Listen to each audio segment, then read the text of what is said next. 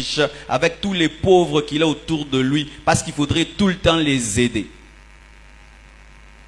Il vit pour soutenir le faible. Il dit, pasteur, tu me vois, je viens de 3 deuils aujourd'hui. Je donne là, je donne là, je donne là, je donne là. Bien-aimé, pourquoi est-ce que nous donnons? Nous donnons pour soutenir les faibles. Et dans cette église, nous avons un programme. Chaque mercredi, de 14h à 16h. Chaque vendredi, de 14h à 16h, nous mettons des tables là. Des mamans viennent préparer du riz, du foufou et nous offrons gratuitement plus de 100 plats gratuits mercredi et vendredi. Et des fois même ça atteint 110, 120, une moyenne de 1000 plats gratuits chaque mois. Pourquoi? Parce que nous savons qu'il y a des gens qui n'ont pas l'argent pour manger. Ils n'ont pas l'argent pour s'acheter le foufou. Nous le donnons aux faibles. Amen. Et vous tous qui êtes dans cette église, qui n'avez jamais donné pour le restaurant du cœur, j'aimerais vous dire que vous êtes en train de rater une grande source de bénédiction. Car lorsque le pauvre te bénit, le Dieu qui l'a créé te bénit aussi. Les pauvres ne nous maudissent pas. Ce ne sont pas des sorciers, ce sont des sources de bénédiction. Et je vous dis, Dieu nous bénira. Même si tu ne vois pas encore les résultats du restaurant du cœur, je te dis, tu finiras par les voir. Et si tu ne les vois pas sur la terre, au ciel, il y a une maison que tu es en train de construire en nourrissant les démunis, les shege. Amen. Si les autres rejettent les shege, nous allons les nourrir parce que ce sont des créatures de Dieu créées à l'image de Dieu. Amen. Pour soutenir le faible. Lorsque tu vois un faible à côté de toi, voici comment tu peux le servir. Tu peux servir Dieu, c'est en lui donnant. Amen. C'est pourquoi à l'église, on ne se moque pas des faibles. On ne se moque pas des pauvres. On ne se moque pas des démunis. Dans une église, on ne peut pas se moquer des démunis, bien-aimés. Mais le démuni à côté de toi, c'est une prière de Dieu de te dire, dépouille-toi et donne-lui. Amen. Après le culte, normalement, il fallait que les gens puissent s'appeler les uns les autres frères. Je vois que tu as toujours ce pantalon, tu as toujours cette chemise. Je suis convaincu de t'offrir ceci. Viens me voir après le culte et je te donnerai ceci. Dernièrement, alors que j'entrais au culte, il y a un garçon, il m'a vu, il était très content de voir le pasteur. Et il s'arrête. Et quand on commence à marcher, il cogne contre une pierre et sa chaussure s'ouvre devant l'église. Et j'ai regardé, j'ai voulu compatir. Dieu m'a dit non, tu lui donnes ta chaussure. Automatiquement, je dis frère, je vais t'offrir ma chaussure. Et j'ai pris une chaussure, je lui ai donné. Et c'était un signe prophétique pour son élévation. Il a dit comme je porte cette chaussure d'un oint de Dieu, ma vie change. Et sa vie a changé. Mais je pouvais seulement compatir. Yo, tu as trop dit yo, yeah, yo. L'heure est arrivée de partager. Yo ne change la vie de personne. Nous sommes fatigués de compassion sans action. Nous sommes fatigués de compassion nous sommes fatigués de compassion sans action. La foi sans les œuvres est une foi morte.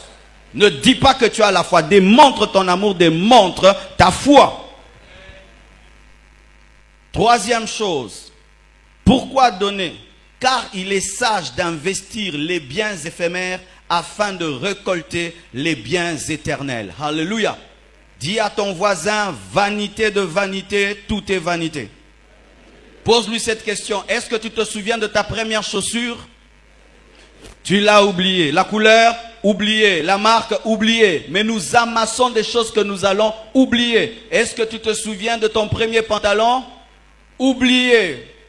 Mais si tu avais utilisé ces premiers pantalons pour l'œuvre de Dieu, il va t'attendre au ciel. Alléluia. Pourquoi est-ce que nous donnons? Nous donnons pour changer nos biens éphémères. Éphémère veut dire les choses qui ne durent pas, afin de récolter des biens éternels. Bien-aimés frères, sœurs, lorsque nous sommes sur terre, nous avons des maisons, nous avons des biens. Mais ce n'est pas parce que tu as des biens et des maisons sur la terre que tu en as au ciel. Et voici comment est-ce que les choses se passent. Si Dieu veut construire ta maison au ciel, tu dois lui envoyer le matériel au ciel. Parce que Dieu a besoin que tu envoies du matériel au ciel pour construire ta maison.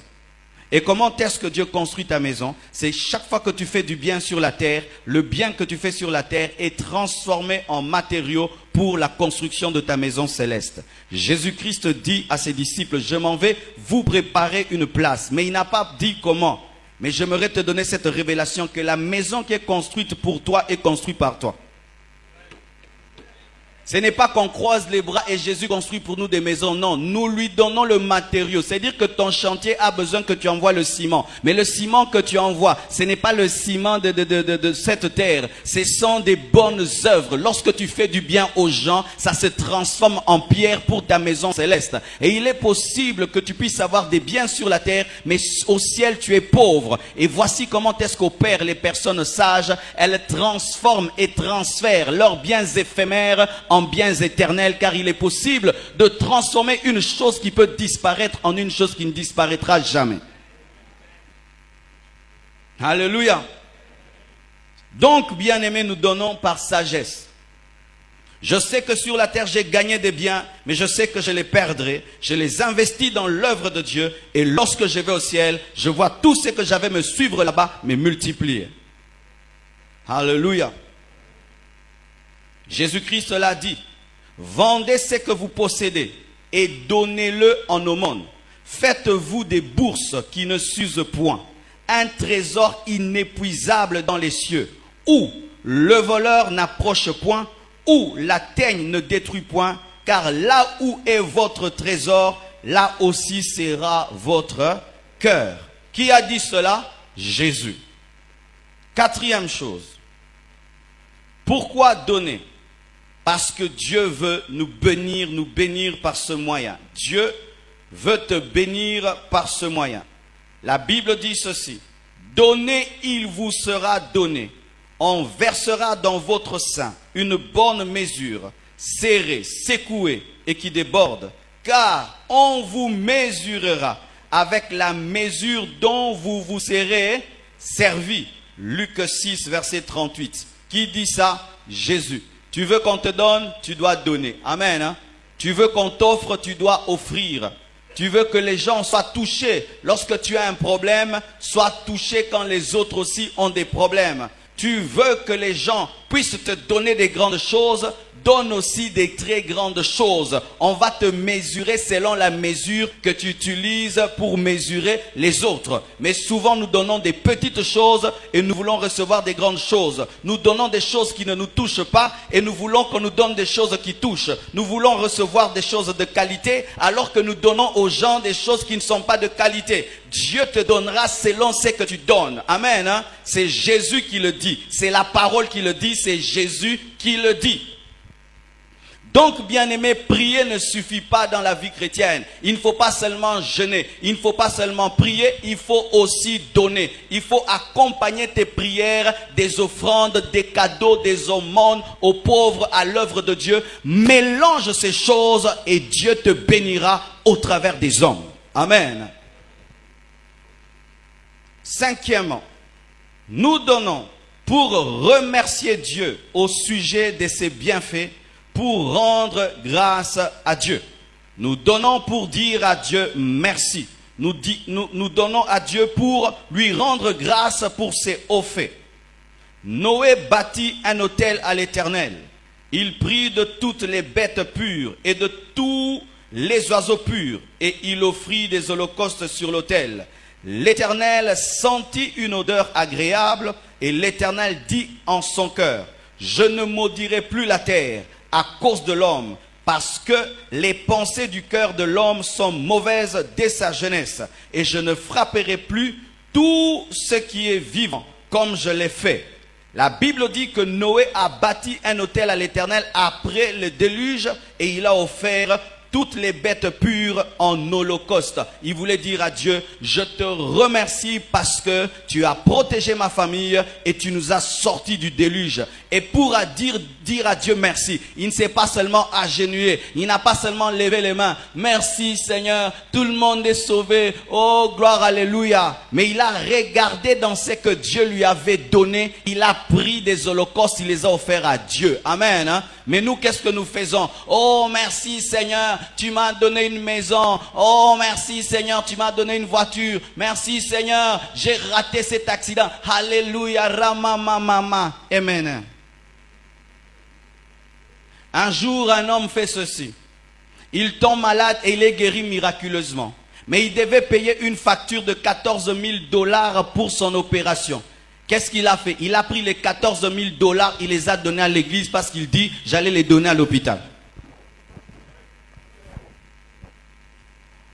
Quand nous tombons malades, nous dépensons 1 000 $, 2 000 $. Mais tu viens à l'église, Dieu te guérit parfaitement et tu dis gloire à Dieu. Mais Noé, lorsqu'il sort du déluge, il ne dit pas seulement merci à Dieu. Il prend les animaux que Dieu avait sauvés, les biens que Dieu avait sauvés, il les offre à Dieu pour dire à Dieu merci. On parle des actions de grâce, on ne parle pas des paroles de grâce. Mais nous n'avons que des paroles de grâce, mais pas des actions de grâce. Nous sommes les premiers à payer la douane, payer les impôts, payer l'eau, l'électricité. Mais quand Dieu fait des grandes choses dans nos vies, pour lui dire merci avec des choses qui nous coûtent, nous sommes les premiers avec des poèmes. Dieu est fatigué des poètes qui ont les poches remplies. Toi qui n'as rien, sois poète. Mais toi, tu as quelque chose, ajoute à tes poésies les offrandes. Oh, dites amen, hein. Poète avec beaucoup d'argent en poche. Oh grand Dieu, grand roi, tu es ma protection, tu es ma citadelle dans les déserts. Amen. Et tu as fini, tu as mis point. Tu n'as pas honte de mettre point. Tu ne peux pas mettre point. Tu dois aller dans l'arche, prendre ce qui est dans l'arche, l'offrir à l'Éternel, parce que Dieu n'a pas sauvé un homme avec une arche vide. L'arche était remplie. Oh, merci Seigneur pour tout ce que tu as fait pour moi. Amen. C'est fini. Amen. Oh, merci Père pour les grands bénéfices que tu me donnes dans les affaires. Gloire à Dieu. C'est tout. Tu as fini. Tu es un escroc. Tu es pire même que les escrocs qui escroquent les hommes, parce que toi tu vas jusqu'à escroquer Dieu qui est au 3e ciel. Alléluia. C'est pourquoi dans vos entreprises, n'engagez jamais des chrétiens qui ne payent pas leurs dîmes, ils vont vous voler. Parce qu'ici, ils volent déjà Dieu, ils vont vous voler vous aussi. Quelqu'un qui ne craint pas Dieu ne craindra pas ton argent. Sixièmement, nous donnons pour adorer Dieu avec nos biens et nos finances. La Bible dit ceci.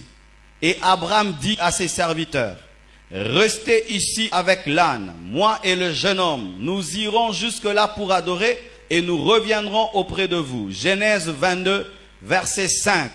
Et Abraham dit, restez ici, moi et le jeune homme, nous irons pour adorer. Mais quand il dit qu'il ira adorer avec son fils, est-ce que la pensée c'était ils vont s'agenouiller, chanter de cantiques? Non, il va prendre son fils, il le met sur l'autel et il le tue. Il appelle ça adorer. Le verbe adorer pour la première fois dans la Bible est cité lorsqu'un père va tuer son fils unique. Mais nous, adorer veut dire chanter des cantiques très doux. Nous sommes maintenant à l'heure de l'adoration. À jamais. Adoration, adoration, adoration. Mais quand on donne l'offrande, on dit c'est pas l'adoration. Quand on donne l'offrande, c'est l'adoration. Je dis quand on donne l'offrande, c'est l'adoration. Je dis quand on donne l'offrande, c'est l'adoration. Mais il y a un temps, on adore avec nos bouches, on adore avec la musique, et puis on adore avec notre argent, avec nos biens. Celui maintenant qui ne donne pas son offrande, il adore Dieu avec sa bouche, mais n'adore pas Dieu avec son argent, il a une adoration incomplète. Aujourd'hui, Dieu veut que tu puisses compléter ton adoration. Tu dois compléter ton adoration. Je dis, il faut compléter ton adoration. Amen. Parce que lorsqu'il va avec son fils et il offre à Dieu, il veut dire ceci, je t'aime plus qu'Isaac. Et donc lorsque nous donnons l'argent, ça veut dire quoi? Je t'aime plus que l'argent. Je vais te donner la preuve. Lorsque tu te prépares pour venir à l'église, tu portes ta veste, tu portes souvent ta plus belle veste, ta plus belle cravate, ta plus belle chaussure, les plus belles, les plus belles. Mais quand tu vas maintenant dans ta caisse pour prendre l'offrande, tu ne prends pas jamais ton plus beau billet.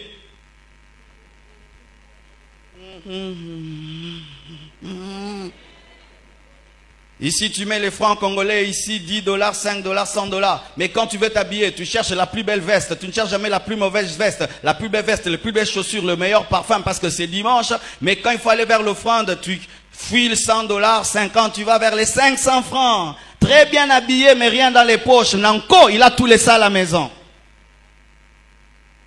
C'est ainsi que des dimanches, il y a un parking du coin, jusque là. Et puis on remonte encore du coin jusque là. Offrande, 1000 dollars. 1000 dollars, 2000 personnes bien habillées, des voitures du coin jusqu'au coin qui remontent. Quand on laisse l'offrande ici, c'est 1000 dollars. Ça veut dire 0,5 dollars par personne. Acclamez pour vous-même. Acclamez pour vous-même, ce sont vos offrandes. Oh, mais acclamez pour vous-même, c'est ce que vous donnerez. Et vous acclamez aussi. C'est comme sur Facebook. J'aime tout. Hôtel est mort, j'aime. Télé brûlée, j'aime.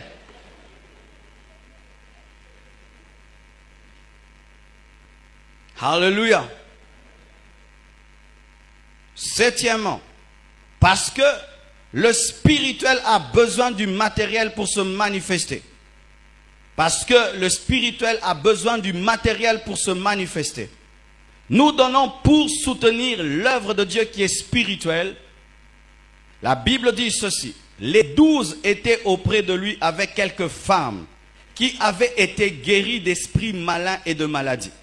Marie, dite de Magdala, de laquelle étaient sortis 7 démons. Jeanne, femme de Chouza, intendant d'Hérode, Suzanne et plusieurs autres, qui l'assistaient de leurs biens.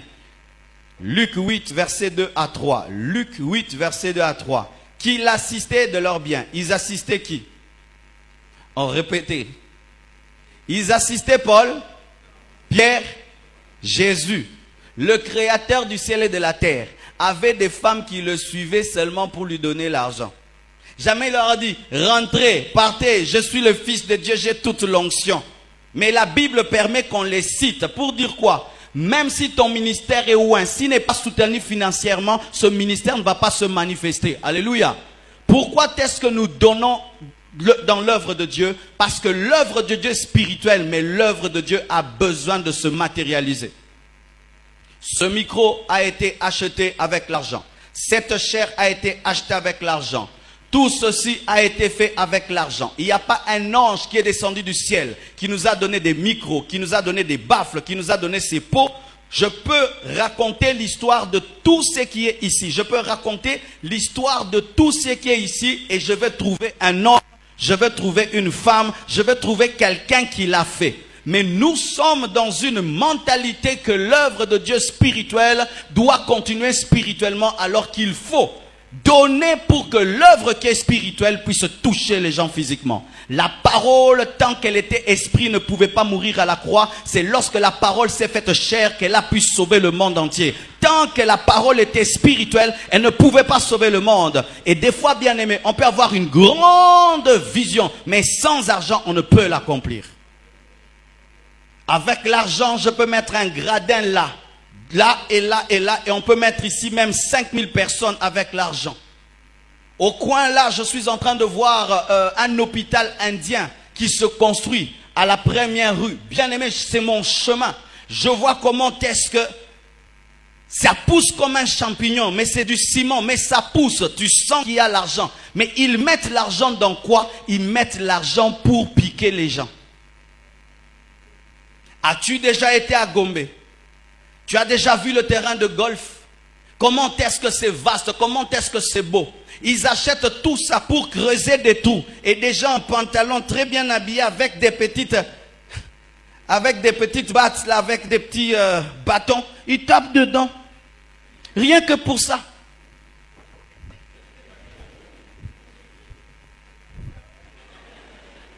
Mais des chrétiens, on leur dit, on doit acheter une grande parcelle double de cela. Vous êtes charnel. Vous êtes charnel. Si c'est être charnel, alors je le suis.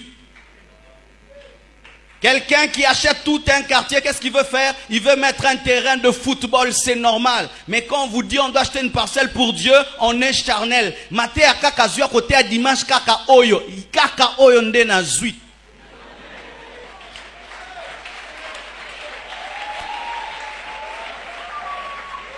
Comment vous trouvez normal que quelqu'un puisse acheter une parcelle pour mettre un bar qui détruit le quartier et c'est normal? Mais nous, quand on va construire, on va acheter, les âmes seront sauvées, les vies seront transformées et vous trouvez que je suis en train de parler en l'air? Non, bien-aimé. Chaque fois que je vois ce terrain de golf là, d'ailleurs non utilisé parce que Bisoba Kinoa peut en golf pété. Mais vous voyez comment est-ce que la pelouse est toujours tendue, c'est propre, mais il n'y a personne qu'on nous donne ça. Mais il faut acheter. Et en plus à Gombe, ça a coûté combien? À Gombe, il y a un cimetière sur le grand boulevard, à la place d'une église. Et il n'y a pas d'église de réveil sur le grand boulevard, mais il y a le grand cimetière de la Gombe. Vous trouvez ça normal? Nous devons acheter des parcelles à Gombe, implanter sur le grand boulevard des églises. On met entreprise ceci, banque ceci, église de la gloire de Jésus-Christ de Nazareth en plein boulevard. Mais pour cela, il faut acheter. Alléluia. Je m'étais promis d'être calme, mais c'est plus fort que moi. Huitièmement, pour faire une alliance financière avec Dieu. Dis alliance financière. La Bible dit ceci dans Malachie 3, 10 à 12. Apportez à la maison du trésor toutes les dîmes, afin qu'il y ait de la nourriture dans ma maison. Mettez-moi de la sorte à l'épreuve, dit l'Éternel des armées. Et vous verrez si je n'ouvre pas pour vous les écluses des cieux, si je ne répands pas sur vous la bénédiction en abondance. Pour vous, je menacerai celui qui dévore, et il ne vous détruira pas les fruits de la terre, et la vie ne sera pas stérile dans vos campagnes, dit l'Éternel des armées. Toutes les nations vous diront heureux, car vous serez un pays de délices, dit l'Éternel des armées, acclamant cette parole de Dieu.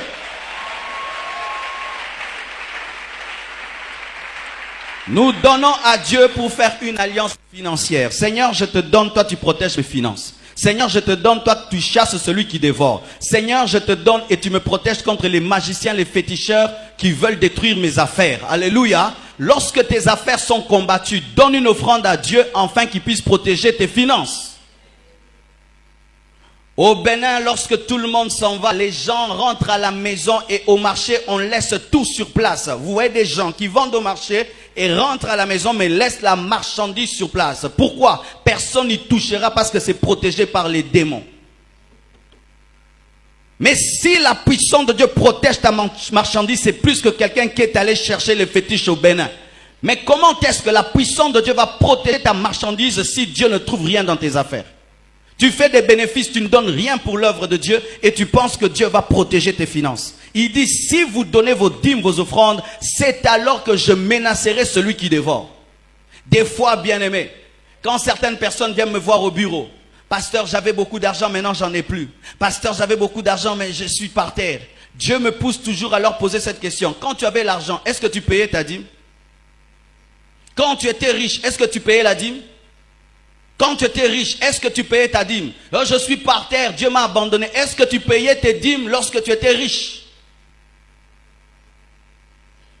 Les gens de ce monde, lorsqu'ils deviennent riches, ils sécurisent sa richesse dans les fétiches et dans l'occultisme. Mais vous, vous dites enfant de Dieu, vous volez à Dieu le 1/10. Le 1/10, c'est le minimum qu'on puisse donner à Dieu. Et je suis étonné même qu'il y ait des débats sur la dîme, bien aimé. Les débats sur la dîme, c'est rien, bien aimé. Si même nous sommes fatigués de donner 1/10, donnons maintenant 2/10. Parce que si vous ne voulez pas d'1/10, donnons maintenant 0,5.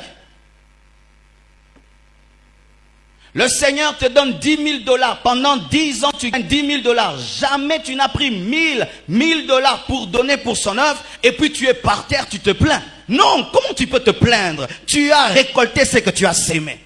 Tu as récolté l'ingratitude. Même si quand Dieu te bénit, tu fais semblant de ne pas être béni, Dieu sait qu'il t'a béni. Parce que le féticheur, quand il te rend riche, il ne va pas habiter chez toi, mais Dieu va habiter chez toi après t'avoir rendu riche. C'est la différence avec les deux. Celui qui te bénit va vivre avec toi dans ton château. C'est ainsi que lorsqu'il a donné Isaac, il pouvait être là pour comprendre qu'Abraham commençait à aimer le fils plus que lui. Et lui dire, tu me le donnes, parce qu'il était là dans la bénédiction. Ce n'est pas un bénisseur qui s'en va, il reste là pour surveiller ton cœur.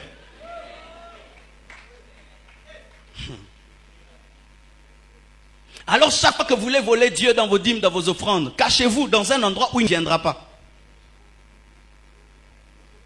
Lorsque Ananias et Saphira ont menti, Pierre l'a su, mais ce n'était pas l'argent de Pierre. Et maintenant le Saint-Esprit le savait déjà. C'est un bas niveau que d'être incapable, dans le tout ce que Dieu te donne, de lui laisser le 1/10. C'est de la gourmandise. Et cela révèle l'esprit d'Adam et Ève. Dieu leur dit de manger de tous les arbres sauf. Mais ils doivent toujours manger, même à celui qu'on a interdit. C'est l'esprit qu'on avait quand on était des enfants. Tu dois toucher au moukokoli, même si c'est ta mère, pour découvrir ce que c'est. Et quiconque mange le moukokoli, il a souvent mal au ventre. C'est pourquoi tu as des maux de ventre financiers.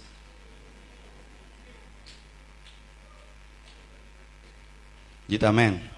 Alors aujourd'hui, vous n'allez pas m'aimer, mais moi je vous aime trop, je vous aime trop. D'autres ont décidé, je ne reviendrai plus dans cette église. C'est pas grave, cette parole te suivra là-bas. C'est drôle. Il y a des gens qui, quand ils viennent à l'église, ils n'aiment pas qu'on parle d'argent, mais s'il va dans le bar, qu'on lui parle de préso. Mais si à l'église on parle d'argent, il faut église. Ah, donnez-moi la main. Samedi, j'étais à l'Inter. Et j'arrive là. J'étais allé arranger mon ordinateur. Et je vois un monsieur. On lui a rien demandé. C'est mon parce qu'il se sent bien. Il dit seulement, je vous donne $100. Mais, moi, bête à mon inga et gogo. On a payé $100. J'étais là, j'ai vécu ça. Il donne vraiment, il dit, j'ai $100, mais celui qui veut l'avoir, bête à mon inga et gogo. Et toi, tu ne peux pas dire, Seigneur, je donne $100, bête à mon satan et gogo.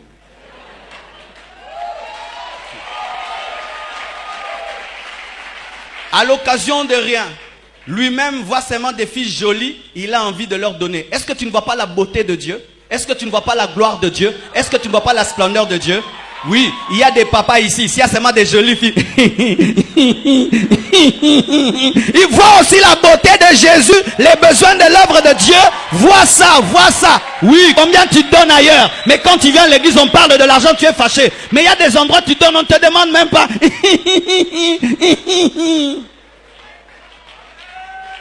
Ah oui, je vais parler ce matin, je vais parler. On lui demande rien, mais seulement pour sa gloire, pour son honneur. Si seulement on l'appelle préso, grande Cécile, député. Je n'ai pas besoin qu'on me flatte pour donner. J'aime Dieu, je l'aime de tout mon cœur et je le donne. Je n'ai pas besoin d'être flatté, de recevoir la gloire d'un homme. Je donne parce que j'aime Dieu. Que Dieu vous ouvre les yeux, que vous puissiez voir sa beauté et sa gloire et que cela vous pousse à donner. Combien de fois vous avez donné rien que pour qu'on vous chante, qu'on vous célèbre? Un musicien, il veut sortir un album. On sait qu'il est en studio. Le monsieur vient déjà. 100 000, Boakanga. Combien de fois? Ça va. Et puis tu vois un musicien qui entre dans un studio. On dit, tu es en train de chanter, non? Et puis au début de la chanson, Moko moko etikalide. Nakatikati pe. Bien-aimé, Jésus-Christ n'est pas un flatteur. Jésus-Christ n'est pas un flatteur. Lui, quand il cite ton nom, donc tu es connu au ciel, il sauve ta vie, il change ta vie. Mais vous avez donné cela aux musiciens. Vous avez donné des voitures aux musiciens. Vous avez donné des vestes aux musiciens. Mais quand vous venez à l'église, qu'on ne parle pas de ça. Vous ne comprenez rien.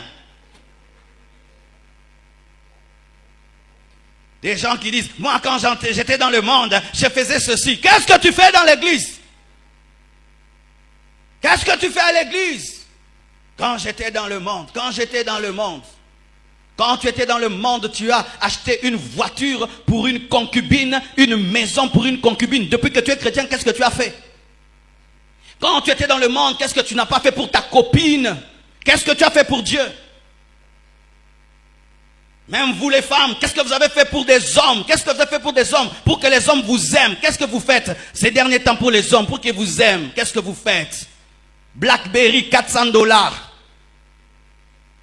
Mais jamais n'a donné ça ici. Et certains frères, vous payez même les études jusqu'en licence. Et quand la fille arrive en licence, elle épouse quelqu'un d'autre et tu pleures. Non, tu dois chanter parce que jamais tu n'as fait ça à l'église.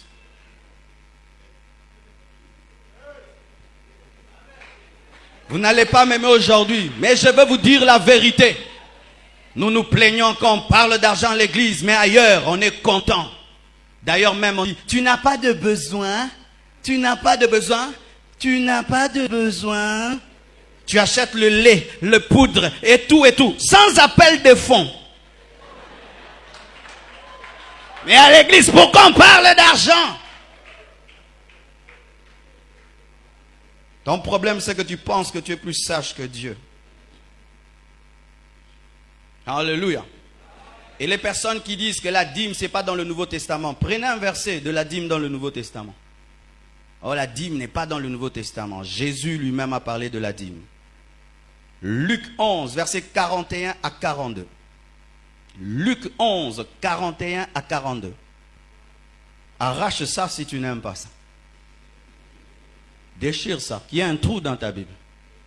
Jésus dit, mais malheur à vous pharisiens, parce que vous payez la dîme de la menthe, de la rue et de toutes les herbes, et que vous négligez la justice et l'amour de Dieu. C'est là ce qu'il fallait pratiquer sans omettre les autres choses. Qu'est-ce que tu comprends par là?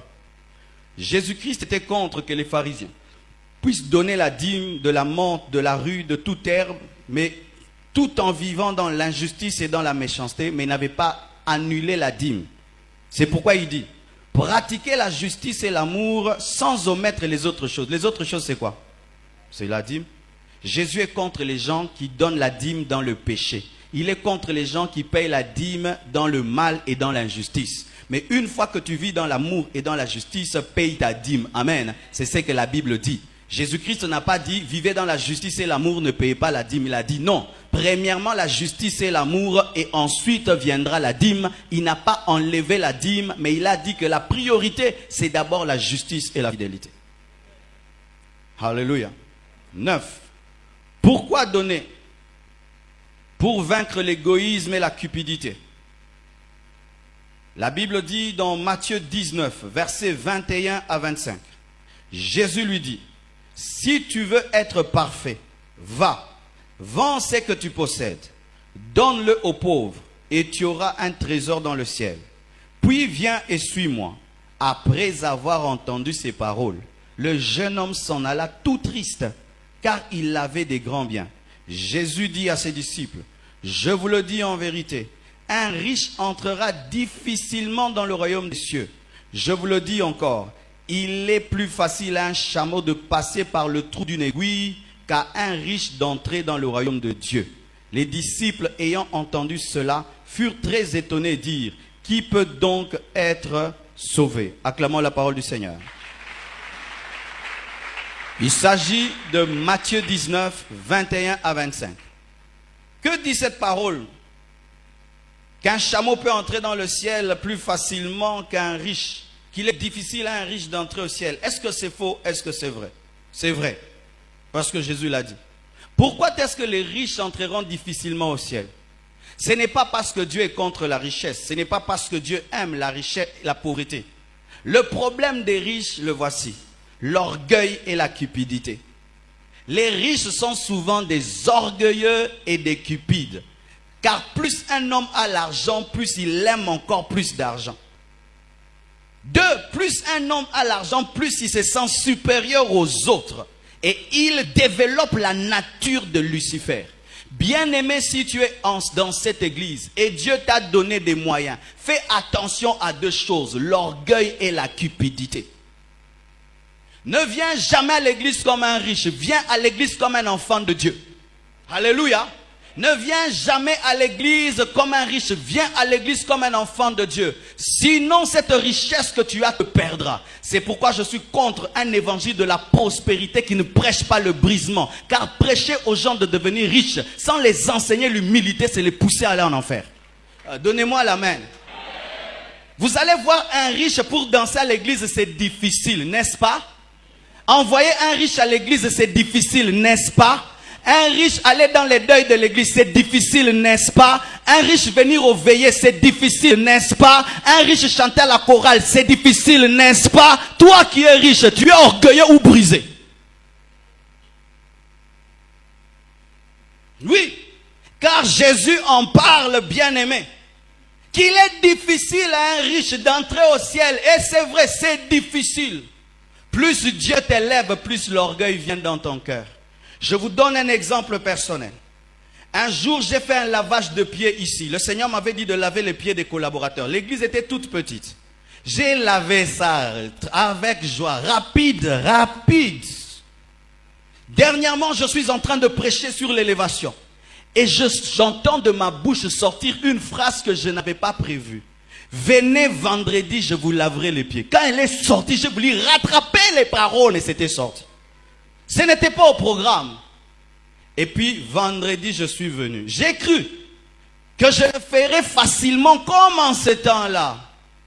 Entre nous, je vous dis la vérité. Les premiers pieds, les deuxièmes, les troisièmes. Ah, c'était dur. Après, je vois les pieds d'un frère, il enlève, il me les met dans les bassins. Hein? Et vous savez les pieds des frères, hein? Et je voulais un peu laver. Tu me dis, lave bien comme si c'était mes pieds. Ah, les pieds de Jésus, ça va, je vais laver. Je lave en bas, je lave en haut. Essuie, je suis bien. Le frère, quand je suis, il me regarde. Et il commence à prier. Oh, pasteur a lavé mes pieds. Deuxième pied. J'avais envie de rire, d'arrêter, de dire, je suis en train de faire quoi? Bien-aimé, je ne sais pas ce que vous sentiez, hein, mes voisins, parce que Mal était voisin, Ken était voisin. Et pasteur,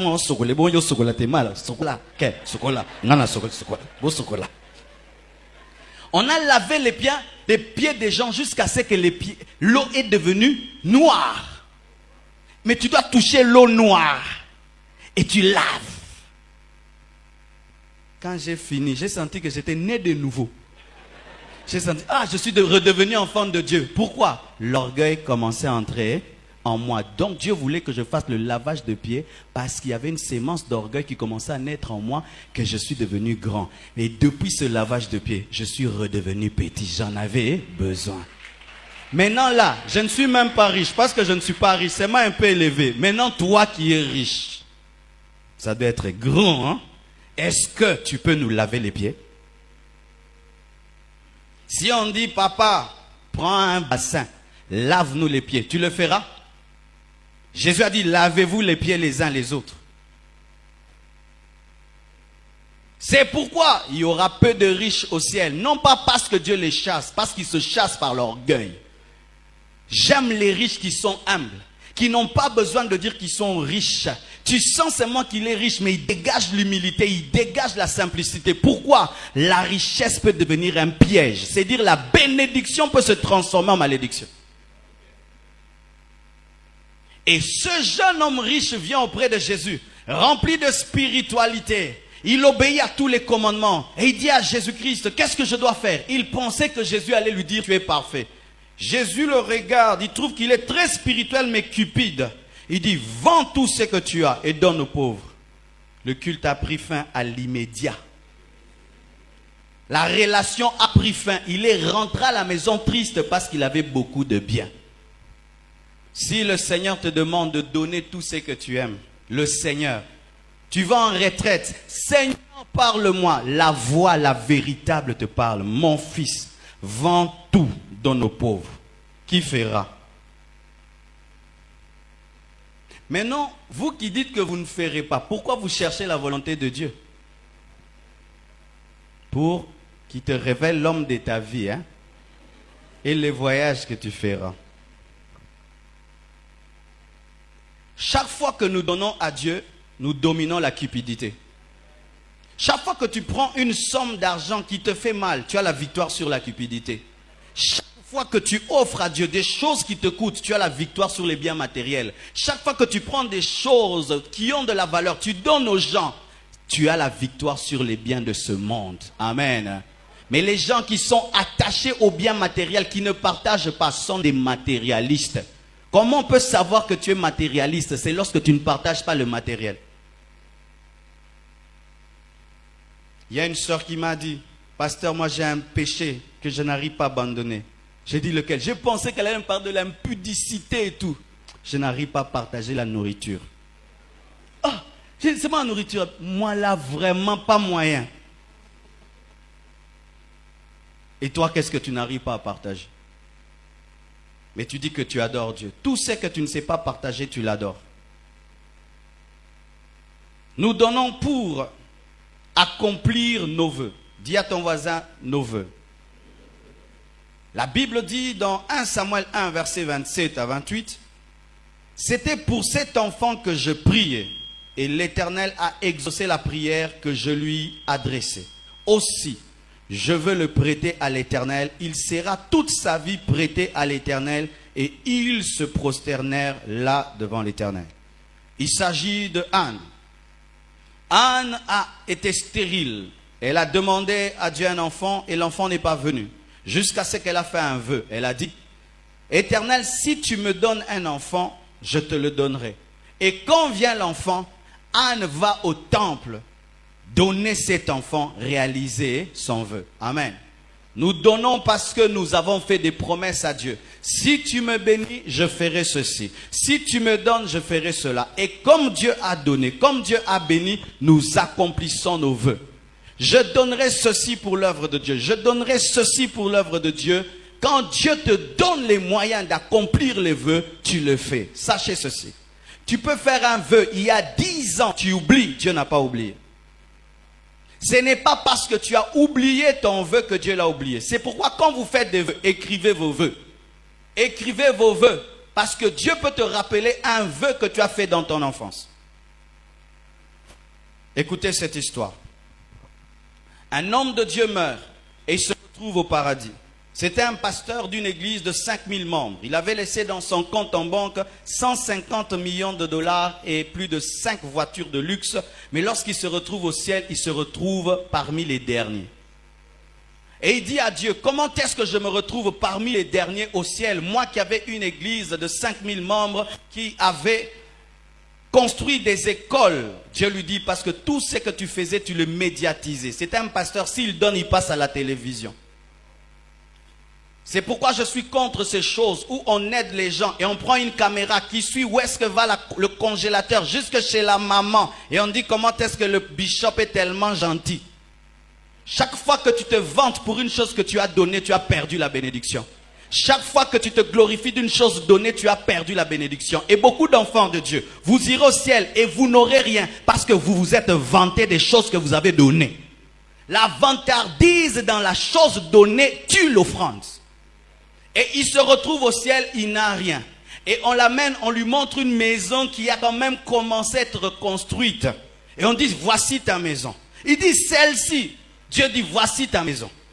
Et Dieu lui dit, tu sais même pourquoi tu as commencé à construire? Lorsque tu étais un enfant, un jour, tu as vu un homme pauvre. Tu lui as donné un manteau et la nourriture. C'est le jour que j'ai commencé à construire. Mais après ça, tu n'as jamais construit. À cause d'une chose qu'il a faite dans son enfance, Dieu le bénit. Mais donc aussi, à cause d'un vœu que tu as fait dans ton enfance, que tu as oublié, Dieu peut aussi te frapper. Quand j'étais un enfant, un jour, je suivais la radio et j'ai entendu un orphelin qui pleurait parce que son père l'avait chassé. Et j'ai fait un vœu, âgé de 21 ans. J'ai dit, Seigneur, le jour que tu me béniras, je prendrai soin des orphelins, je prendrai soin des orphelines. J'avais parlé dans ma chambre. Et le Seigneur me dit, vous les hommes, vous promettez beaucoup lorsque vous n'avez rien. Mais une fois que je vous bénis, vous ne faites plus rien. Et pour me rappeler le vœu que j'ai fait, j'ai acheté un tableau d'un enfant orphelin qui pleurait et j'ai placé dans ma chambre. Lorsque j'habitais une maison, je plaçais dans mon salon et partout je plaçais cela. Jusqu'aujourd'hui, j'ai ce tableau dans mon bureau, il est presque pourri tellement ça fait des années. Et un jour, le Seigneur m'a rappelé, tu avais fait le vœu que tu allais aider les orphelins, mais comment tu ne les fais pas? J'ai dit, je n'ai pas les moyens. Dieu m'a dit, non, tu as l'influence sur l'église et tu peux amener l'église à prendre soin des orphelins. C'est ainsi qu'on a commencé le restaurant du cœur, un vœu d'un garçon de 21 ans accompli à quel âge? Mais si j'avais oublié ce vœu, pensez-vous que Dieu l'avait oublié? Je ferai, je ferai, je ferai, je ferai, je ferai. 11. Nous donnons pour manifester notre amour envers Dieu. Amen. Dis, j'aime Dieu. Je réponds, prouve-le. Genèse 22, verset 12.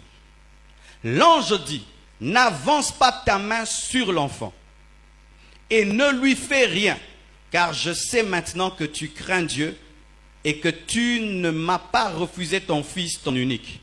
Dieu bénit Abraham et lui donne un fils. Et Abraham commence à aimer Isaac plus que l'Éternel. Dieu vient l'éprouver et lui dit, donne-moi ton fils unique. Et Abraham prend son fils. Il l'amène au sommet de la montagne Morija pour le tuer. Lorsqu'il prend la décision de tuer et que c'est fait dans son cœur, avant qu'il ne tue, Dieu l'arrête. Parce que pour Dieu, c'était fait. Bien-aimé, l'une des preuves d'amour pour Dieu, ce n'est pas seulement chanter, danser à l'église. C'est prendre quelque chose de valeur et de donner à Dieu. La Bible dit, Dieu a tant aimé qu'il a donné. Et si tu aimes Dieu, tu dois donner aussi. À moins que Dieu ne te donne rien. Si tu n'as rien, ne donne rien. Amen.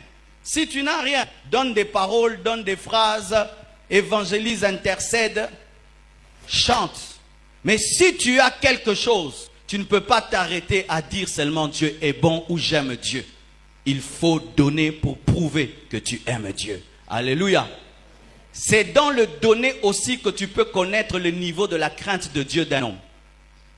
Craindre Dieu, ce n'est pas seulement fuir l'impudicité, mais c'est aussi offrir à Dieu de bonnes offrandes. Par ton offrande, je peux déterminer le niveau de ta crainte de Dieu. Si tu m'offres une chose sans valeur, je peux dire que tu ne me respectes pas. Il en est de même pour Dieu. Quand tu offres à Dieu des choses qui ne te touchent pas, est-ce que tu l'honores? Je vois des frères, lorsqu'ils veulent se marier, combien est-ce qu'ils trouvent toujours la dot? N'est-ce pas qu'on trouve toujours la dot? On trouve toujours la dot pour nous marier. Mais quand il s'agit de contribuer pour l'achat de la parcelle, on ne trouve rien. Mais si tu te maries, tu vas trouver. Le jour de la dot, tu vois même quelqu'un qui ne travaille pas, il réunit la dot, il donne, $1500 il donne. On dit, pichosa costaud, hein? Mais pour l'œuvre de Dieu, depuis qu'on a commencé l'opération parcelle, il n'a même pas donné $100. Mais pour se marier, il va trouver $1500.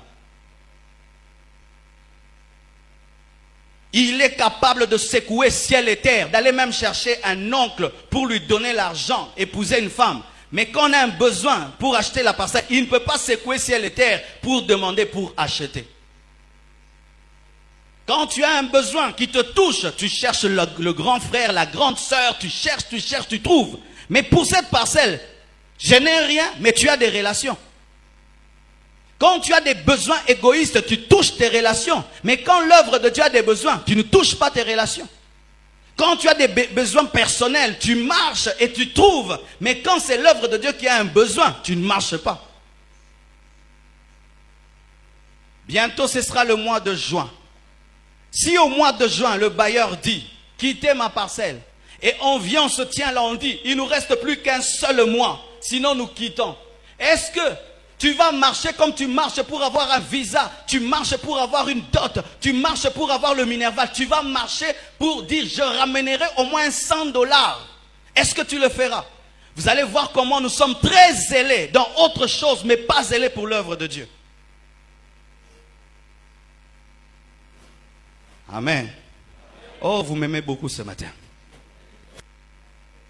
Pour ton minerval, il y a même 10 personnes qui ont contribué. $10 ici, $10 là, $10. Et tu étudies, tu finis. Mais pour l'œuvre de Dieu, jamais tu fais ça. Je vais aller m'humilier pour la parcelle. Mais tu t'humilies pour étudier. Tu t'humilies pour te marier. Tu fais des faire-part pour te marier. Mais est-ce que tu as déjà donné un faire-part dans une entreprise pour l'achat de la parcelle? Le fait que je parle comme ça, je m'humilie devant certaines personnes. Mais si je ne m'humilie pas pour l'œuvre de Dieu, je veux m'humilier pourquoi?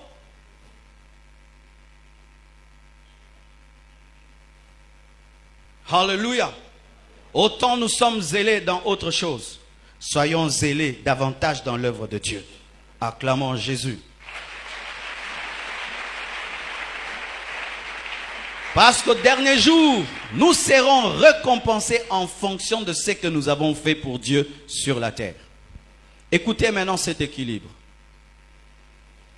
Romains 12, verset 1 dit ceci. Je vous exhorte donc, frères, par les compassions de Dieu, à offrir vos corps comme un sacrifice vivant, saint, agréable à Dieu, ce qui sera de votre part un culte raisonnable. La première offrande que Dieu recherche dans ta vie, ce n'est pas ton argent. La première offrande que Dieu recherche dans nos vies, ce n'est pas notre argent. La première offrande, c'est nos vies. Dieu refuse que tu puisses lui donner ton argent sans lui donner ta vie. Car des fois aussi, nous donnons à Dieu notre argent pour qu'il ne prenne pas notre vie. Souvent, nous sommes prêts à donner de l'argent à Dieu, mais pas prêts à lui donner nos vies. La première offrande, c'est toi. Amen. Tu dois d'abord t'offrir à Dieu avant d'offrir ton argent. Car celui qui offre son cœur offrira ses poches. Mais si tu donnes tes poches sans donner ton cœur, tu iras en enfer. Alléluia. Si vous mettez l'argent dans ce panier sans être converti, vous irez en enfer. Si vous donnez vos dîmes, vos offrandes, mais sans donner vos vies à Dieu, vous irez en enfer. Je ne veux pas enlever cette partie de la Bible pour que vous donniez. Je dois vous dire toute la vérité. Amen. Et ainsi les vrais enfants de Dieu donneront. Parce qu'on n'a pas à enlever la parole de Dieu pour faire bien. Amen. Je vais vous dire toute la vérité. Parce que des fois tu verras quelqu'un capable de prendre des grosses sommes d'argent, de mettre dans les paniers des offrandes. Mais quand tu lui dis abandonne l'impudicité, il ne veut pas. Il veut continuer à être adultère mais soutenir l'œuvre de Dieu. Il veut continuer à être voleur, soutenir l'œuvre de Dieu.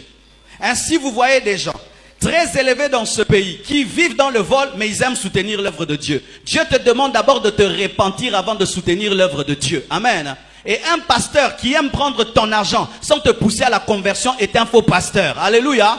Parce qu'avant de bâtir, il faut mettre la fondation. Et la fondation, c'est Jésus, les offrandes ensuite. Un homme qui donne les offrandes sans avoir Jésus-Christ dans sa vie construit une maison sur le sable. Et d'ailleurs, il est très facile de donner lorsqu'on a donné son cœur à Dieu. Pourquoi même nous devons exhorter pour que les gens donnent? C'est parce qu'ils n'ont pas donné leur cœur. Parce que lorsque le cœur est donné, les gens donnent facilement. Donc la priorité de Dieu, c'est que tu dois donner ton cœur, ta vie. Et écoutez maintenant ceci. À nous tous qui, lorsque nous donnons à Dieu, nous pensons que nous faisons des choses extraordinaires. Aujourd'hui, le Seigneur m'a bouleversé. Dis à ton voisin, tu fais rien en soi. Écoutez ceci. Dans la parole de Dieu, voici le principe. Le principe, il y a toujours l'holocauste, mais l'holocauste principal est toujours accompagné des holocaustes secondaires, des offrandes secondaires. Ce qui fait que lorsqu'on offrait un bœuf, on prenait de l'eau, on mettait sur le bœuf, on met de l'huile sur le bœuf, on met du vin sur le bœuf, pour accompagner le bœuf. Amen. Mais l'offrande principale, c'est le bœuf. Mais c'est accompagné d'huile, c'est accompagné d'eau, c'est accompagné de vin. C'est pourquoi lorsque Élie a demandé un miracle, il a demandé aussi de l'eau. On a mis sur l'autel un bœuf, mais c'était accompagné d'eau.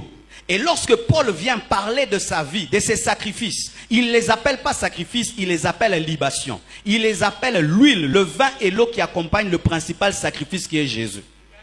En soi, bien-aimé, toutes les souffrances que nous acceptons pour Jésus ne sont pas des sacrifices, ce sont des libations. Ce sont des sacrifices secondaires par rapport au sacrifice principal. Et si celui qui a fait le sacrifice principal ne s'est pas plaint, celui qui fait le sacrifice secondaire ne doit pas se plaindre. Si l'holocauste ne parle pas, l'eau, le vin ne doit pas parler. C'est pourquoi j'aime pas cette chanson. Seigneur, oye bibapa sinamona ponayo. Le vin ne parle pas, l'huile ne parle pas. Pourquoi Jésus-Christ sais-tu? Il a paru comme un agneau qui est resté muet devant ceux qui l'attendent. Mais nous nous plaignons des sacrifices, alors ce ne sont pas des sacrifices. Et lorsque Paul parle de libation, il ne parle même pas d'argent, il parle de la mort. Il dit, je suis en train de servir de libation à Jésus. C'est-à-dire quoi? Je suis en train de mourir pour Christ, mais ma mort n'est pas en soi un sacrifice, ce n'est que l'eau. J'étais sur sa mort. Mais toi, quand tu donnes un $100, tu murmures. Qu'est-ce que tu as donné? Qu'est-ce que tu as donné? Parce que Paul donne sa vie, il ne dit même pas qu'il a donné. Oh, nous donnons, on nous dérange, chaque fin du mois on nous dérange. Bien aimé, tes $10 que tu donnes, on te dérange. Hein, on te dérange. Hein, on te dérange.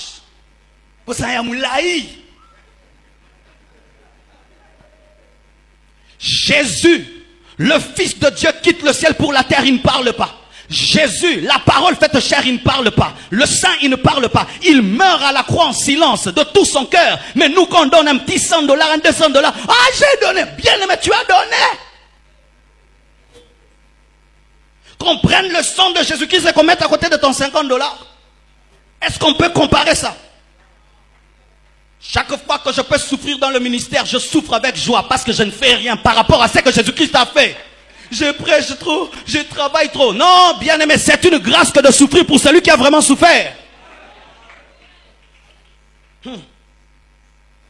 L'offrande principale, c'est Jésus. Nos offrandes en soi ne sont même pas des offrandes. Ce sont des accompagnements du plat principal. C'est comme si le plat principal, c'est le foufou. Mais toi, tu es le ndembi pour seulement décorer l'assiette.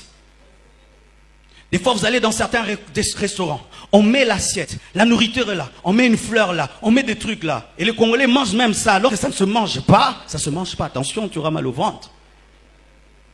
Mais c'est mis pour décorer. Et tout ce que tu fais, c'est pour décorer. C'est pour décorer. Bien aimé, c'est pour décorer. Chaque fois que nous murmurons d'avoir donné, nous ne comprenons pas que ce ne sont que des libations par rapport au sacrifice principal. Jésus-Christ a dit, Père, entre tes mains, j'abandonne mon esprit. Lui qui est le sacrifice principal, il a dit, entre tes mains, j'abandonne mon esprit. Mais toi, quand tu donnes un $50, tu ne dis jamais, entre tes mains, j'abandonne mes $50. Est-ce que vous comprenez ce que je dis?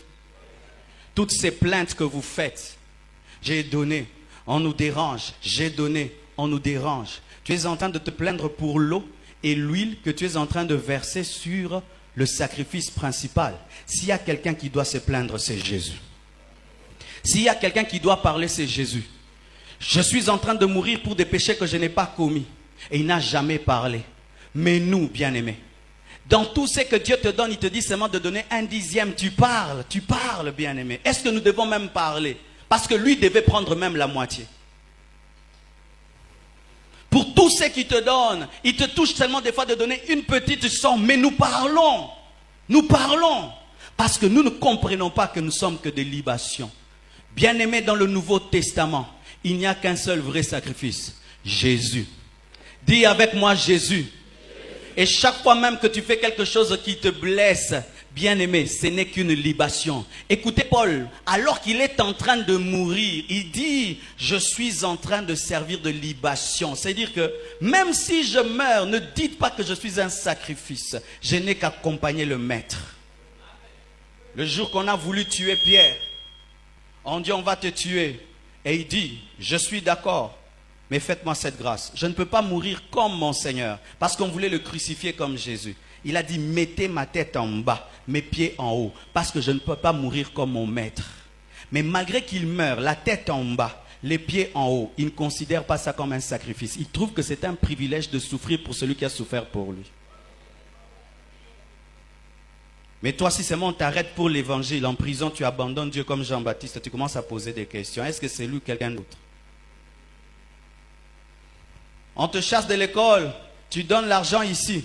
Et en sortant, tu crois que tu auras l'argent. On te vole à la maison, tu commences des plaintes. Moi qui ai donné, c'est comme ça, Seigneur, que tu me remercies. Seigneur, c'est comme ça que tu me remercies. Maïezoloba, kindogito, kindogite. C'est l'eri et zoloba.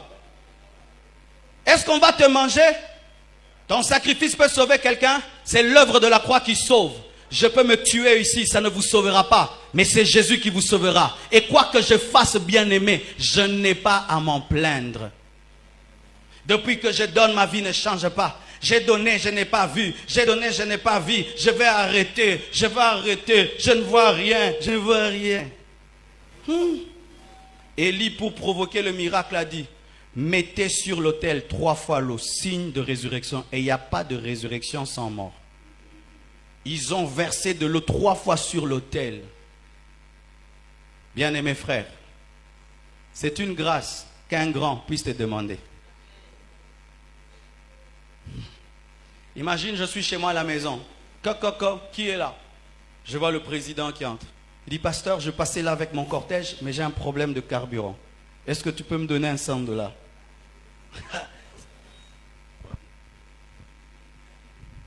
Non, pas même 500, n'est-ce pas? Mais Jésus est plus que le président.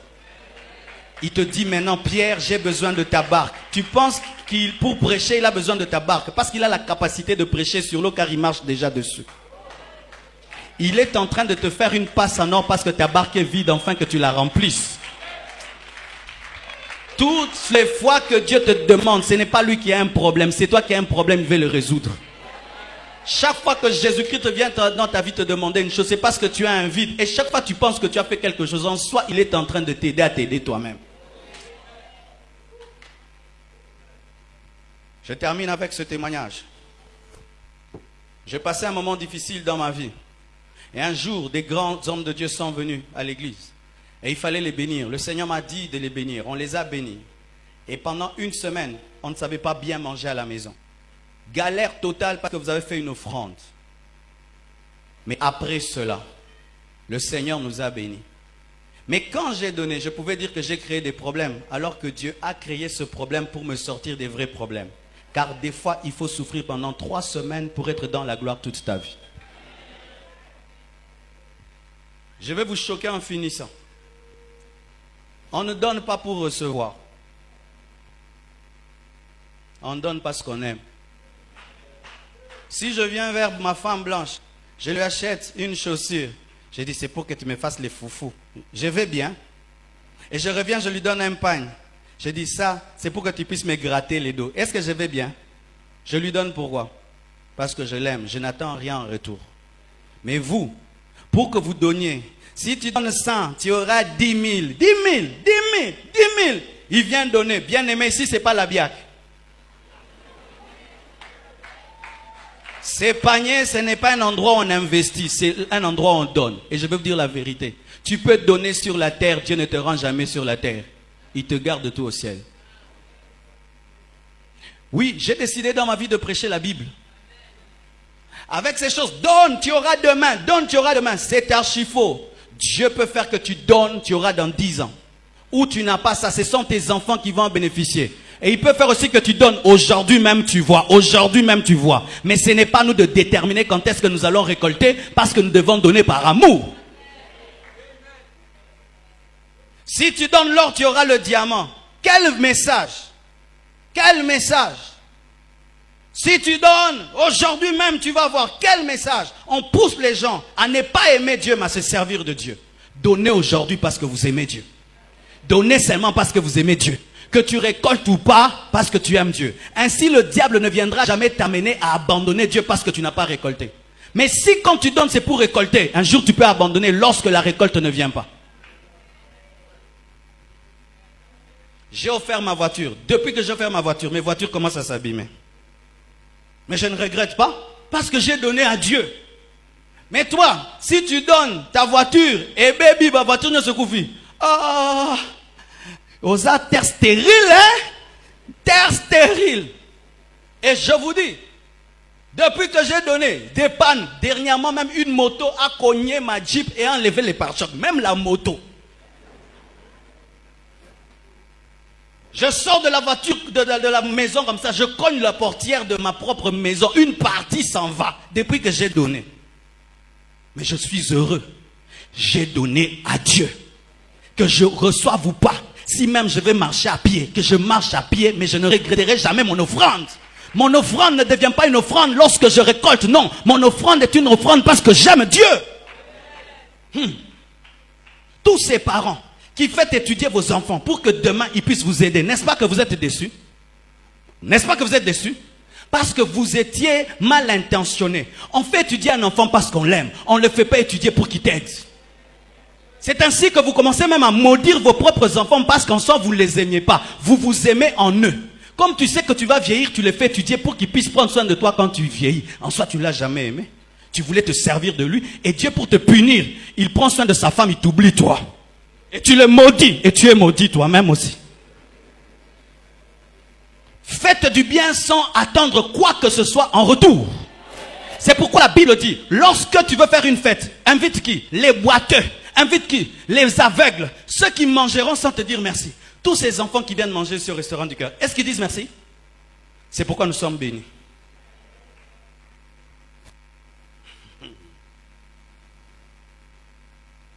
opesa susté